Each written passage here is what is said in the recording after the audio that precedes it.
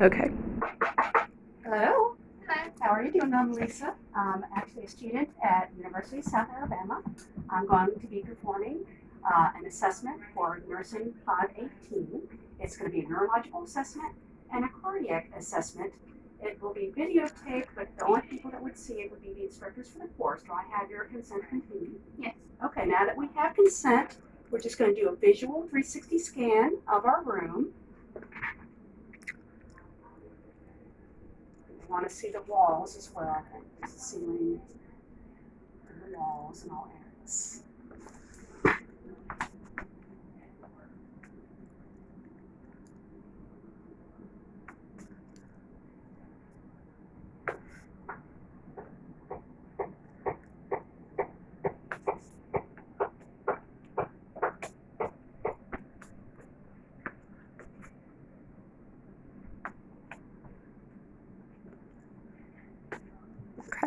Okay.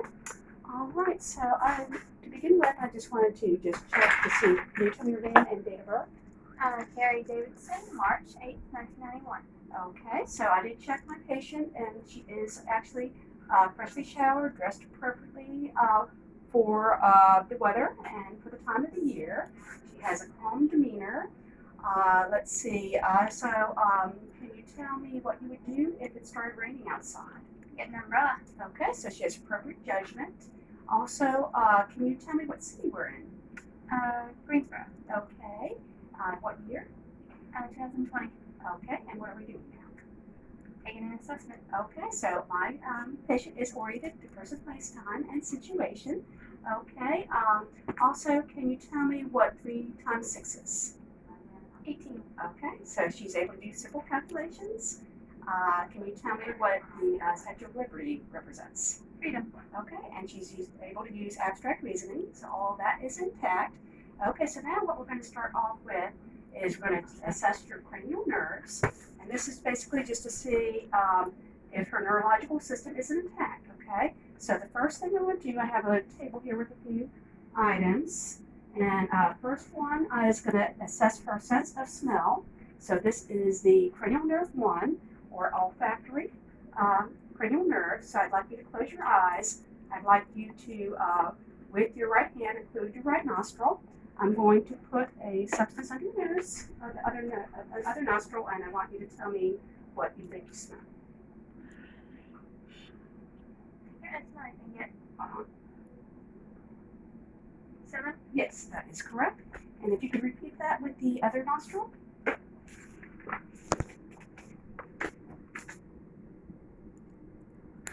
I'm sorry. Close. Yes, and you got that. You can open your eyes. All right. So next we're going to move on to cranial nerve 2, and that is the optic nerve. So we test that with a handheld eye chart, and we're going to test it both with your glasses on as well as your glasses off. We could start with having both eyes open, and I want you to hold that at arm's length. Tell me the lowest line that you could read. LTFPH. Okay. And do the same procedure, just if you can keep your glasses on, close, let's say your right eye. LTFPH. Okay, if you do the same with the other eye. LTFPH. Okay, so with both eyes singularly and binocularly, you have 20/20 vision, which means that you can read at 20 feet what would be expected with perfect vision at 20 feet. And that tests basically near vision. If you could take your glasses off, we're going to try the same procedure again.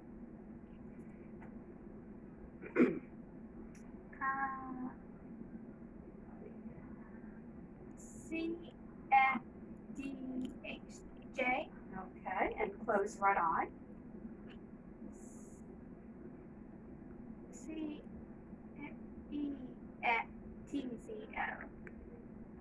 Okay, let's see, and try with the left eye. EPTZO.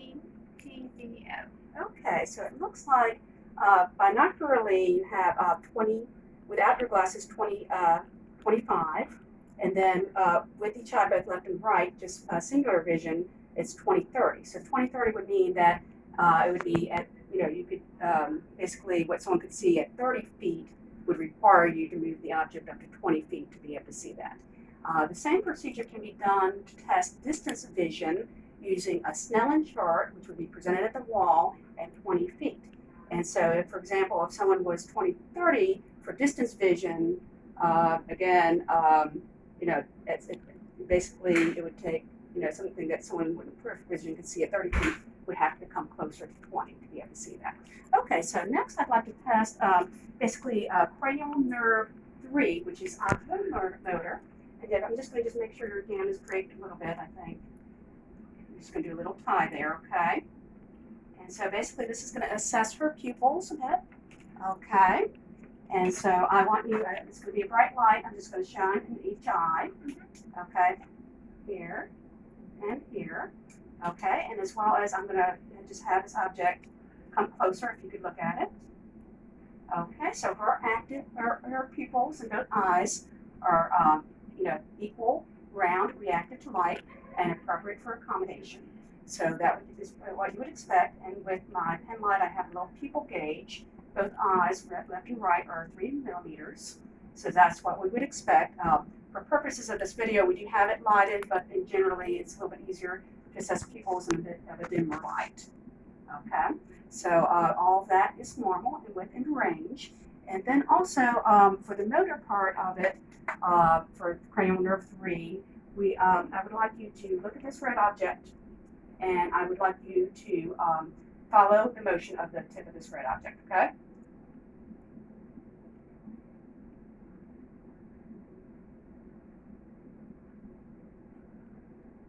Okay, and that was beautiful. That tested extraocular motion, and there's 6 cardinal motions that were tested, and all of those, there was no issue with those. Those were perfectly normal. And so actually with this test, I was able to assess also cranial nerve 4, which is the trochlear cranial nerve, as well as 6, which is the abducens. So this actually tested 3 different cranial nerves. Okay, so next we have cranial nerve 5, which is the trigeminal nerve. So the trigeminal nerve, actually, it's interesting, that has both a motor part to it as well as a sensory part to it. So the motor part, actually, we're going to test 3 different sections of her face to see if you can sense it. Close your eyes and tell me when you can feel it. Just say feel. Feel. Feel. Feel. Feel. Feel. Feel. Okay. And then with your eyes closed, I'm just going to kind of randomly touch as well. And actually, we're going to test a little bit of a sharp versus dull. I don't want you to be a little bit alarmed. It's going to be just as gentle as possible. Sharp. Okay. Sharp. Okay. Here. Dull. Okay. And so you can open your eyes. And so basically that was the sensory part of the trigeminal nerve, cranial nerve 5. And so it has an ophthalmic, a maxillary, and a mandible portion of it for the 3 sections that are sensory. And then it has a motor portion as well. I would like you to just take your jaw and just try to kind of clench your teeth. And I'm just going to try against pressure. Just look at strength. So she has appropriate motor strength for trigeminal nerve, cranial nerve 5. Okay, and we already discussed cranial nerve 6, the abducens, which was assessed with the extraocular motions. So cranial nerve 7 is going to be the facial cranial nerve. And so can you smile for me? Okay, can you raise your eyebrows? So cranial nerve 7 is intact. So next is cranial nerve 8, which is the acoustic. I'm going to test that by whispering into your ear. You tell me what number you hear. 72. 54. Okay, so cranial nerve 8, acoustic nerve is intact. And then cranial nerves 9 and 10 can be assessed together. 9 is glossopharyngeal, 10 is the vagus nerve. I want you to repeat the phrase, Mary had a little lamb. Mary had a little lamb. Okay, so phonation is fine. With that, I'm actually going to get my pen light here, and if you can say ah. Ah. Okay, and that is fine. So that basically tests sort of swallowing and that type of thing as well. And let me see what else we have here. Actually, if you can open your mouth against my resistance of my hand, close that. So that also has appropriate muscle strength. Okay, so now is cranial nerve 11, which is a spinal accessory. I'm going to press against your shoulders if you can raise against that resistance. Okay, very nice, raise down. So that is intact. And then finally, last but not least, is cranial nerve 12, glossopharyngeal.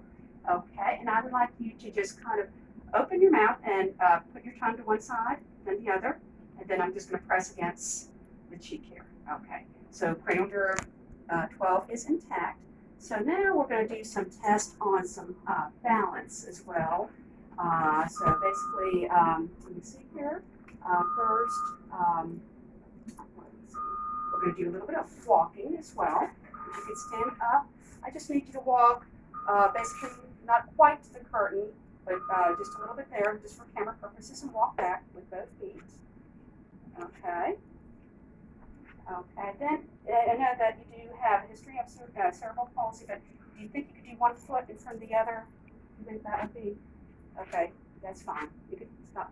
So because of my patient's history, she's already told me that she had cerebral palsy. She does have a little bit of a foot drop, that left foot, so that does cause a little bit of instability, but that would be expected for her, for her past medical history.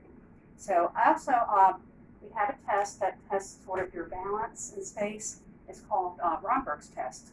What I want you to do is close your eyes, have your arms at your side, and for 30 seconds we're going to look and see if there's any drift. So I'll just start to count now, and we'll look and see.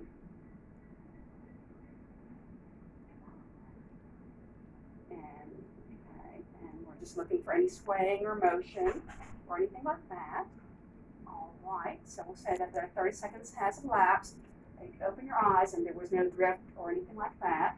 So you're negative for Romberg's test, so that is a normal finding. So next we're going to look at some coordination. Okay, I want you to just follow me. It's called rapid finger tapping, the other hand, and you're able to do that as well. We do have another test that is kind of just follow me, just rapidly try to tap your leg and open your arm, and do the other arm like that as well. And she is fine for that. We are going to omit another test for coordination. That's the shin test, not to just demonstrate. Because of her history, I think it would be hard for her to do. But you could take the heel of your foot and just kind of rub it against the shin to see if you're coordinated and can keep your balance, as well as the other leg as well. Okay, so now that we have tested that, if you could just sit down back on the bed, and I'm going to just test for pain sensation in your extremities, your arms and your legs. And again, we're going to still work with a sharp and a dull. If you could close your eyes, just let me know if you feel sharp or dull, okay? Or alternately, I could probably just do the tip of this pen if you're afraid of the head, okay? So tell me when sharp or dull. Sharp. Okay. Dull. Okay. Write it up on two. Sharp. Okay.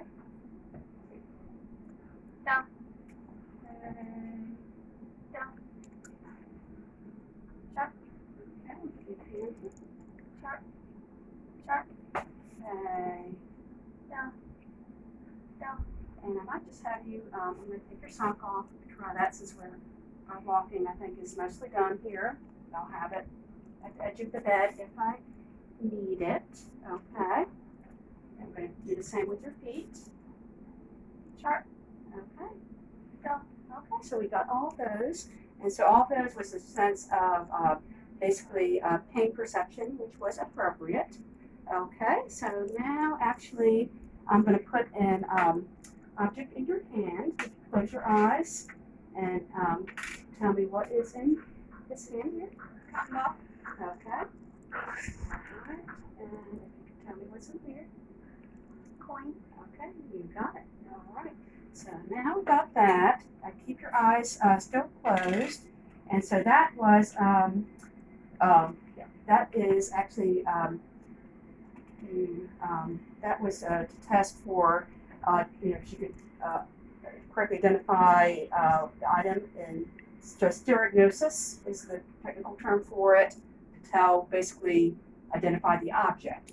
Okay, so now actually I'm going to put, I'm going to draw a number in your hand, and you tell me what the number is. 1. Okay, and I'm going to try again. 3. Yeah, so that's graphesthesia. So basically, she was able to tell the number that I was able, that I drew in her hand.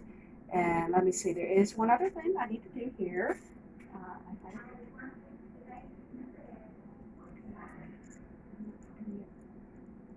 Okay, so we got that. Okay, we're going to actually do something to test your sense of your fingers and toes in space. It's called proprioception. Okay, I still want you to close your eyes, and I'm just going to test the sensation of your big toe in space. So I'm just going to kind of put it away from the other 4 toes, and I'm going to raise it up and down just to make sure that she's able to tolerate that. And you tell me if I'm pointing your toe up or down, okay? Down. Okay? Up. All right. Same thing. I'm just first testing it. Okay, now tell me. Up.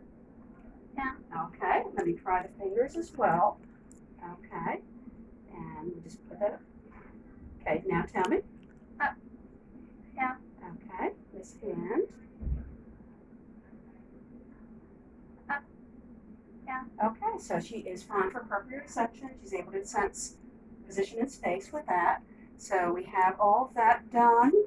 Okay, so now actually, let me think. I think we already have everything with that good. We're going to move on to our cardiac assessment. If you can lay down in the bed. Okay, so for the cardiac assessment, making sure the bed is at my waist level here.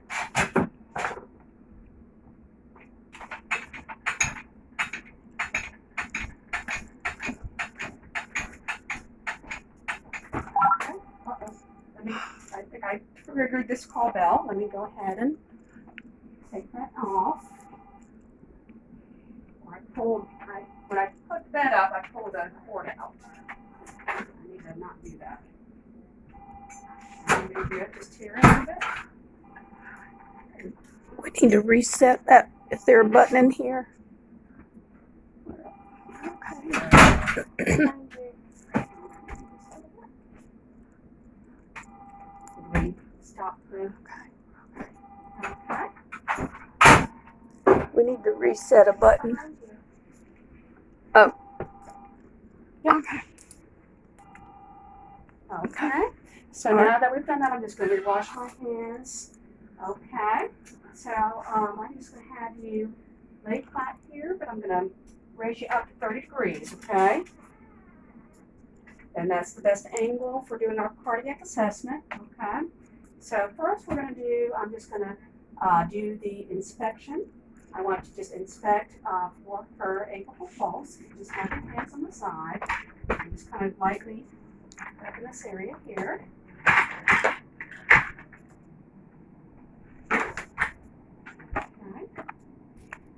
And so I'm just going to look. And just also I'm looking to see if there's any abnormal motion, any chest heaves, or anything of that nature.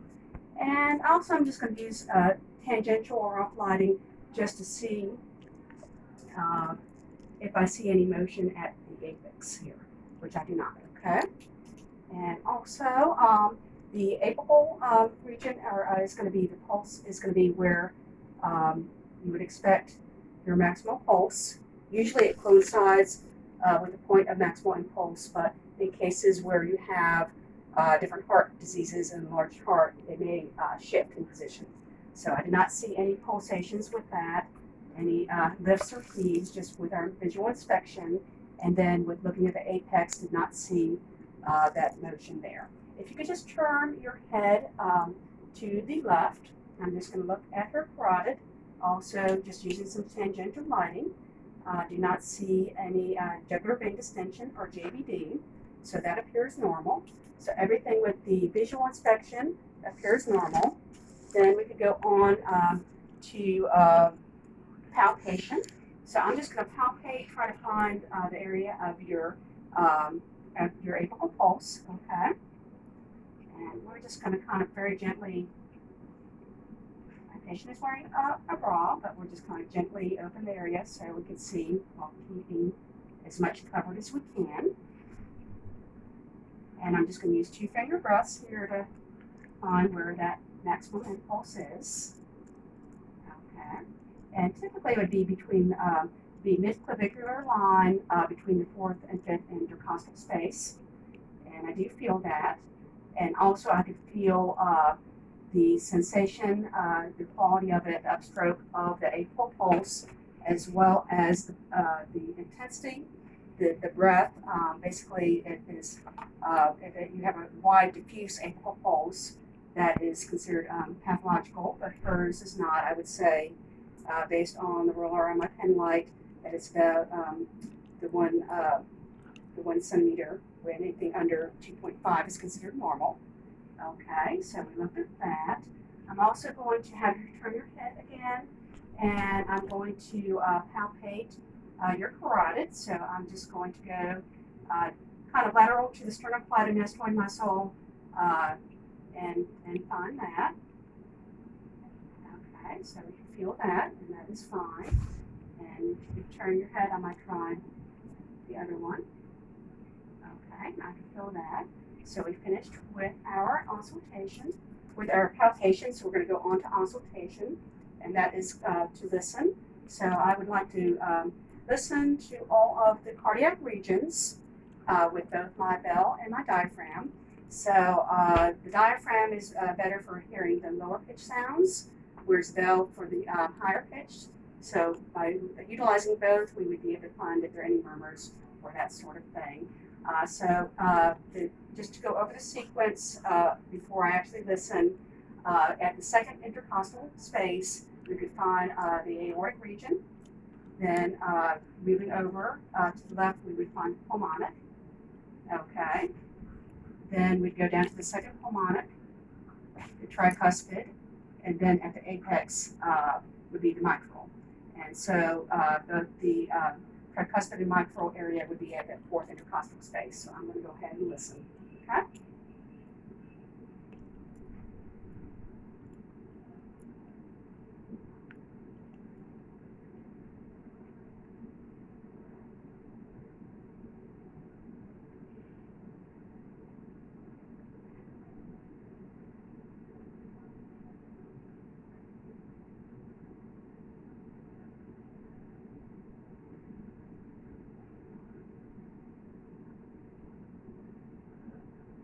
Okay.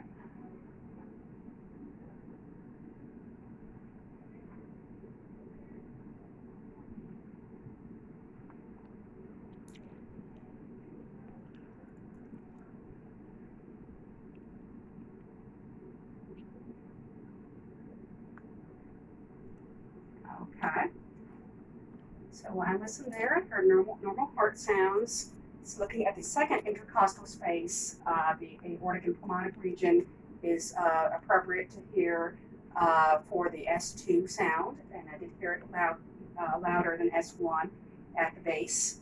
And then looking at or listening to the 4th intercostal space, the tricuspid and the mitral area is where I heard S1 the loudest. So the relationship between S1 and S2 is that S1 marks the closing of the mitral valve, which should be pretty close in time with that of the tricuspid, and it marks the beginning of systole. Whereas the second heart sound, which is the aortic and pulmonic sound, which also occur pretty close in time, and often are heard as just one sound, mark the beginning of diastole. And so those were heard normally and in the normal degree of sound that I should hear them.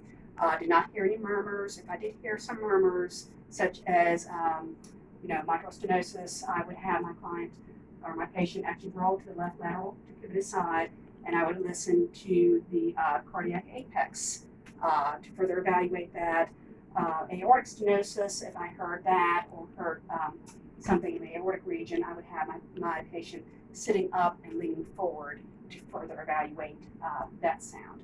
So also when I listened to her apex, and actually her apex was also at the point of maximum impulse. I did hear that her heartbeat was regular and the rate was about 70 beats per minute. Okay, so everything with that was normal and expected. Okay, so now I think we would like to go ahead and check our reflexes, which I should have done a little bit early, but that's okay. And there's something. Okay. So we're going to do our reflexes. Okay. So, and we can do reflexes, and then I'll follow that with looking at your pulses, okay? So first we're going to do the pulse. We're going to do the reflex. Just have your hand this way, and I'm just going to tap here. Okay, so we're going to do the biceps first, okay? All right. We can try the other hand. Put that over here. Okay. Now I'm going to lift your hand up like this and hang it down. Okay, ready? And all right. Try the other arm. Okay. All right. So that would be the triceps. Now if we're done with that, I'm just going to get that. Okay. So now we have, it's called the brachioradialis pulse or reflex. Okay. All right. And this side. Okay.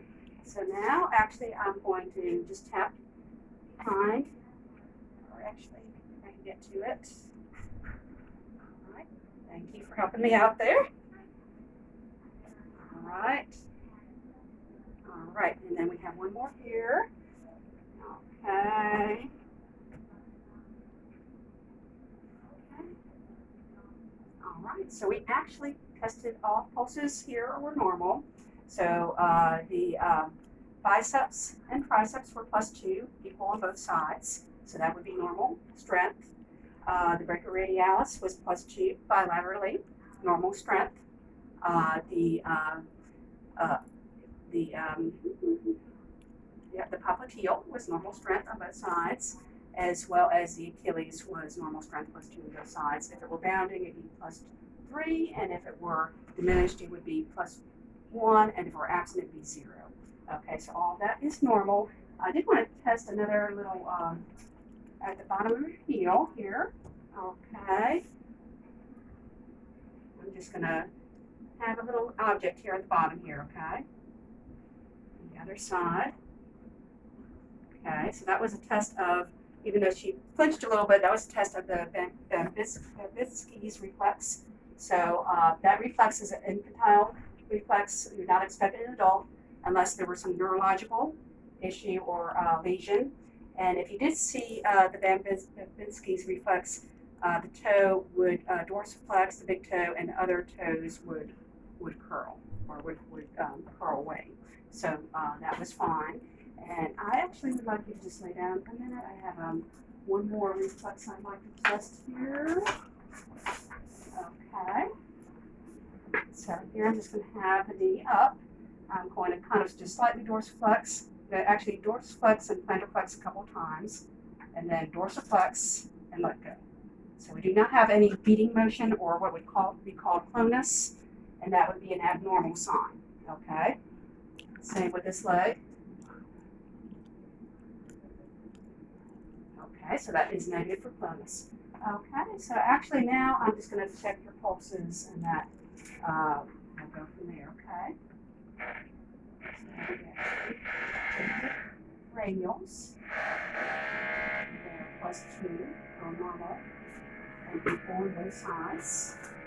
I'm going to try your brachial pulse, and that's going to be just between, right under your triceps here. Okay, let's go over this side. Check that. Also +2 for both brachial pulses. And the popliteal pulse, I'm just going to try to get your jeans up just a little bit. Sorry. +2 on that side. +2 as well.